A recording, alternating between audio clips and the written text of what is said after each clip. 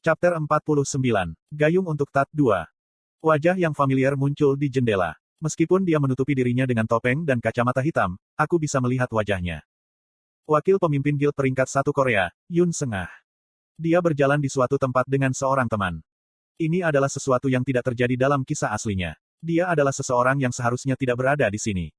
Tunggu aku di sini. Apa? Hei, mau kemana? Petik 2. Meninggalkan Chae Na-yun yang berteriak, aku berlari keluar dari restoran. Untungnya, Yun Sengah tidak bisa berjalan cepat. Aku segera berlari ke arahnya dan meraih pundaknya. Hei! Huak!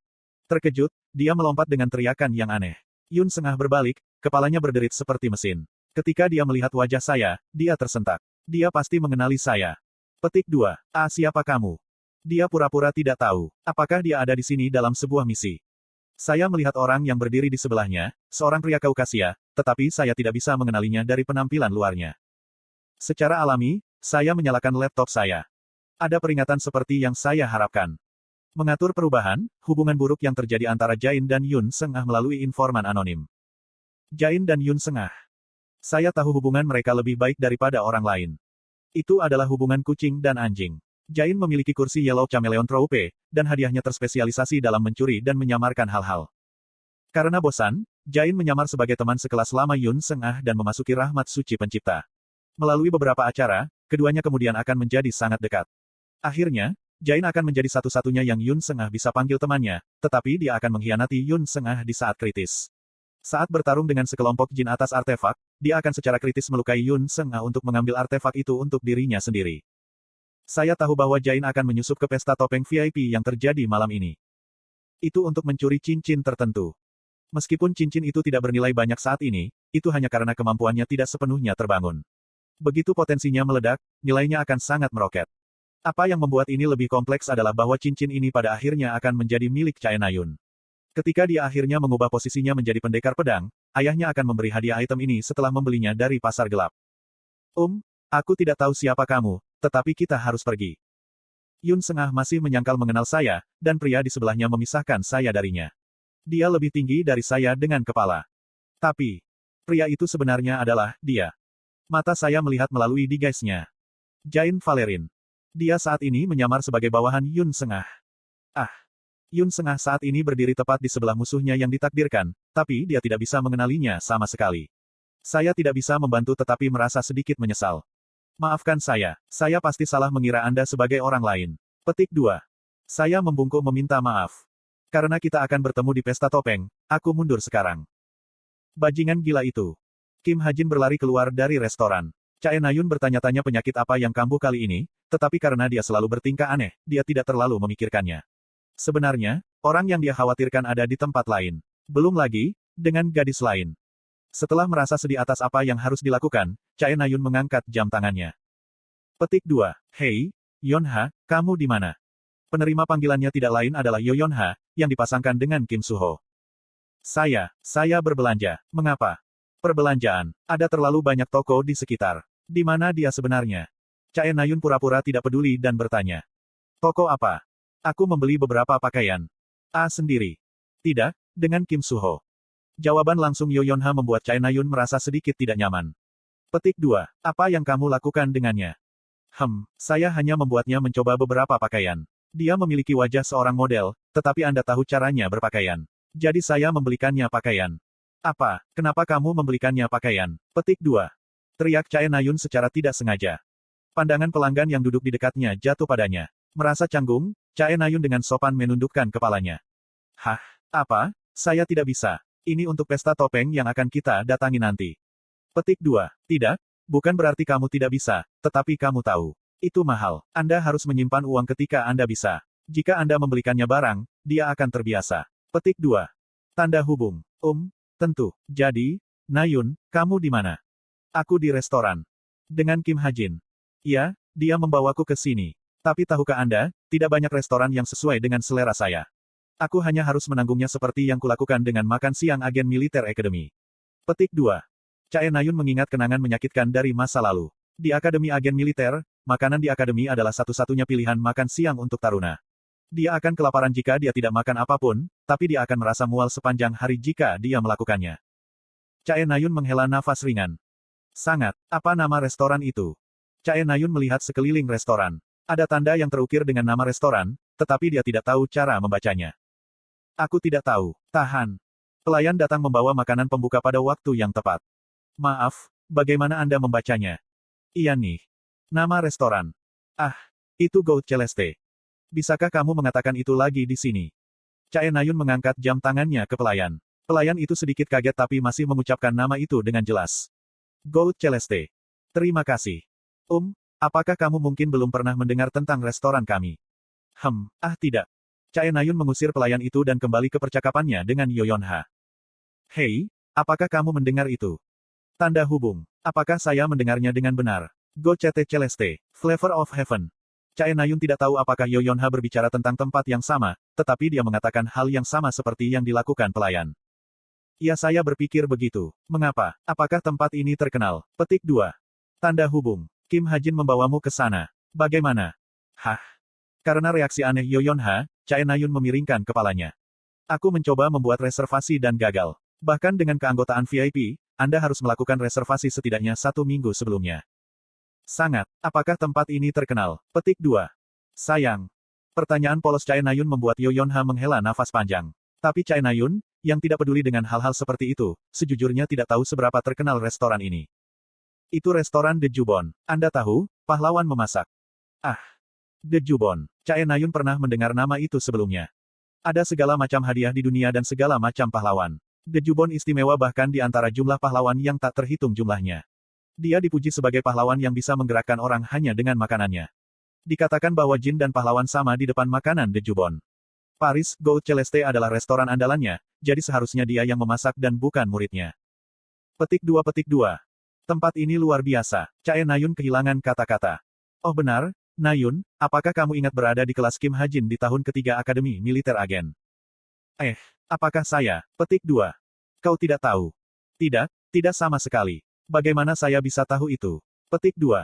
Itu adalah sesuatu yang dia tidak ingat. Belum lagi, dia sepenuhnya fokus pada pelatihan saat itu. Saya melihat. Nah, karena Anda ada di sana, nikmati makanannya. Jangan lupa untuk mengambil gambar setiap hidangan sebelum Anda makan. Saya ingin melihat mereka nanti. Suara Yoyonha membawa kecemburuan yang jelas. Ya. Mungkin, saya menutup telepon. Haruskah saya bahagia, atau haruskah aku merasa tidak nyaman? Telepon itu berakhir sebelum Chae Nayun memutuskan. Chae Nayun menatap hidangan pembuka di depannya. Itu adalah sup dan salad sederhana, tetapi untuk beberapa alasan, mereka tampak berkilau seperti perhiasan. Mengambil sendoknya, dia perlahan mengambil sesendok dan menyesapnya. Saat lidahnya melakukan kontak dengan sup, matanya melebar dan tubuhnya bergetar. Petik 2. Dia benar-benar kehilangan kata-kata. Jadi inilah alasan The Jubon disebut sebagai juru masak terhebat di dunia, yang disebut, rasa mana. Hanya 1 sendok saja sudah cukup untuk mengejutkan lidahnya yang halus. Pada saat itu, Kim Ha-jin kembali. Sudah ada di sini. Dia duduk kembali di kursinya dan mengambil sendoknya. Chae Nayun dengan hati-hati menatapnya. Dia punya banyak pertanyaan yang ingin dia tanyakan. Pertama adalah bagaimana dia berhasil membuat reservasi. Yoyonha mengatakan bahkan anggota VIP perlu melakukan reservasi seminggu sebelumnya, tetapi Kim Ha-jin telah melakukannya. Itu aneh. Bahkan jika dia memiliki keanggotaan VIP, pengumuman untuk perjalanan hanya keluar 4 hari yang lalu. Tidak mungkin bahwa Oh Han Hyun memberitahunya tentang perjalanan klub sebelumnya. Tiba-tiba, sebuah pikiran muncul di kepalanya. Dia ingat percakapannya dengan Kim Ha-jin sekitar 20 menit yang lalu. Oke, tapi saya memberitahu Anda, saya pemakan yang sangat pemilih. Aku tahu. Kim Ha-jin mengatakan dia tahu bahwa saya adalah pemilih makanan. Dengan kata lain, dia pasti berencana membawaku ke sini dari awal. Meskipun pasangan dipilih dengan menggambar, itu adalah sesuatu yang dapat dengan mudah dimanipulasi jika dia berbicara dengan pemimpin klub sebelumnya. Chae Nayun menatap tajam ke arah Kim Ha-jin. Hei, kemana kamu pergi? Petik 2. Saya pikir saya melihat seseorang yang saya kenal, tetapi ternyata saya salah. Petik 2. Ada seseorang yang kamu kenal di Paris. Sesuatu seperti itu. Kim Ha-jin memberikan jawaban singkat. Bagaimana kamu membuat reservasi untuk tempat ini? Saya mendengarnya sangat terkenal. Apakah kenalan Anda ini membantu Anda? Petik 2. Mendengar kata-katanya, tangan Kim Ha-jin sedikit bergetar, dan itu tidak luput dari mata Chae Nayun. Ya. Ngomong-ngomong, bukankah kamu akan makan? Petik 2. Kim Ha-jin dengan cepat mengganti topik pembicaraan. Aku akan Makan siang berlanjut. Keduanya makan tanpa pembicaraan lebih lanjut. Begitu makanan pembuka menghilang dari piring mereka, pelayan datang kembali dengan hidangan utama. Kecurigaan Chae Na-yun dengan cepat lenyap oleh rasa transendental dari makanan De Jubon.